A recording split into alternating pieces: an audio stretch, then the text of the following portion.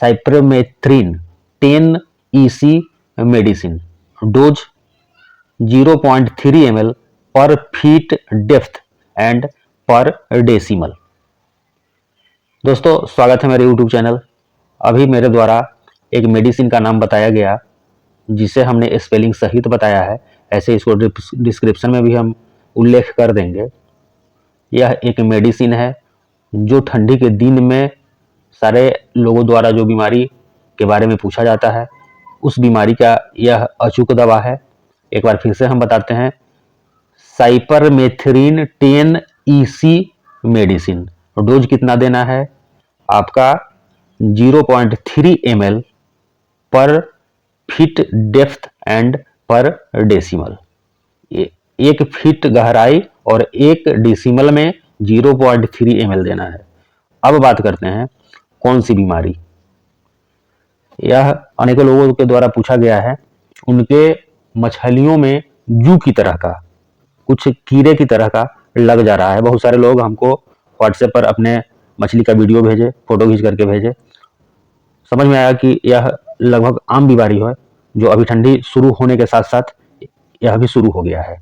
तो मैंने सोचा कि सारे लोग फ़ोन नहीं कर पाते हैं, जिनके पास मेरा नंबर नहीं है, जो वीडियो देखते हैं और जो जिनकी मछलियां इस बीमारी से ग्रसित हैं, उनके लिए क्यों ना एक वीडियो डाल दिया जाए। इसी उद्देश्य से आज का वीडियो है दोस्तों मेरा। और आप भी कॉन्टेक्ट करना चाहेंगे, किसी भी तरह का सलाह लेने का अगर ज़रूरत महसूस होगा मछली पालन के लिए, तो स्क्रीन पर जो नंबर दिखाई दे रहा है उस पर कॉल करेंगे। सीड भी चाहिए कोनो तरह का मछली का, पैरेट फिश हो, IMC हो, ब्लैक कार्प, रूपचंदा, चाहे जो भी मछली हो, इंडिया में जिस किसी भी मछली का पालन होता है सारा सीड उपलब्ध हम करवाएंगे। तो वीडियो पर बने रहें, बहुत बड़ा वीडियो नहीं होगा। अगर लास्ट में पसंद आएगा तो लाइक करेंगे, चैनल पर नए होंगे तो सब्सक्राइब भी कर लेंगे। इस बीमारी का नाम है दोस्तों, मत्स्य जू कहा जाता है, आर्गुलस डिजीज, आर्गुलस ARGULUS डिजीज, मत्स्य जू हिंदी में कहते हैं। कैसे पता चलेगा आपको कि आपकी मछलियों का इस तरह का बीमारी लग गया है? पता तब चलता है जब आप सिंपली अपने तालाब में जाल चलवाते हैं। इसीलिए मेरे द्वारा भी बताया जाता है महीने में एक बार, खास करके जब ठंडी का सीजन है, आपको अपने तालाब में जाल अवश्य चलवाना चाहिए। सबसे बड़ा फायदा, ठंडी के दिनों में सारी मछलियां एक जगह इकट्ठा हो जाती हैं, बीमारी लगने का सबसे बड़ा कारण ही होता है। और जब आप जाल चलवाएंगे, मछलियां इधर उधर भाग दौड़ करेंगी, तो ऐसे भी मूवमेंट जब होगा तो ग्रोथ उनका बढ़ेगा। तो जब एक जगह आपकी मछलियां जमा हो जाती है, बीमार अधिक पड़ने का चांस हो जाता है दोस्तों। यह बीमारी जो है, यह एक कीट, जिसे इंसेक्ट इंग्लिश में बोलते हैं, इससे होता है। ये जू क्या है? एक तरह का इंसेक्ट है जो मछली के पंखों एवं पूंछ पर छोटे छोटे जू के समान चारों तरफ से सट जाता है। यह, और ऐसा नहीं है कि मछली के पूंछ में सटा हुआ रहता है, यह चूसता है, मछली के शरीर के अंदर का ब्लड चूसते रहता है। तो यही जब मछलियां मर के ऊपर आती हैं तो जू भी सटा हुआ आपको पता चलेगा अपने मछलियों में, और लाल चकत्ते की बीमारी आपको पता चलता है कि लाल लाल हो गया है। वहाँ ये जू जो है वह सक करता है, चूसता है आपकी मछलियों के अंदर का खून, ब्लड और जो भी प्रोटीन है जो आप फीडिंग कराते हैं, मेहनत करते हैं। ये जो परजीवी है, परजीवी मतलब दूसरे जीवों से अपना भोजन ग्रहण करने वाले को हम परजीवी कहते हैं। तो आपके मछली से ही यह अपना भोजन, यह जो जू है आर्गुलस, यह आपकी मछली से अपना भोजन ग्रहण करती है, तो आपकी मछलियों को यह बीमार कर देती है। पहचान हम कैसे करें? अगर आप जाल ना चलवाएं, हो सकता है आपके तालाब में लगे कि आवाज आ रहा है, मछली के पूंछ पटकने का आवाज, या कभी ऊपर आकर के आपको पता चले कि आपकी मछलियां उल्टे सीधे पीछे आगे की तरफ भाग दौड़ कर रही है, तो आपको समझना चाहिए हमारी मछली में यही आर्गुलस जो जू है वह लग गया है आपकी मछलियों को। यह पता तब चलेगा जब मछलियां आपकी मरे नहीं। उस समय अगर पता चल जाता है तो जो शुरू में हमने दवा बताया है उसका आपको छिड़काव करना है। एक बार फिर से हम बता देते हैं, इसका नाम है साइपरमेथ्रिन 10 EC और जो डोज है वह 0.3 ml पर फीट डेप्थ, गहराई कितना है तालाब का उसके अनुसार आप 1 डेसिमल खेत में, एरिया में, तालाब में इसको डालना है। मान लीजिए आपका तालाब जो है वह दोस्तों 5 फीट की गहराई का है एवरेज और 50 डेसिमल का है, तो आप 75 ml पानी में किसी 50 लीटर का एक टैंक ले लेंगे और उसमें यह दवा 75 ml मिला करके समूचे तालाब में छिड़काव कर देंगे।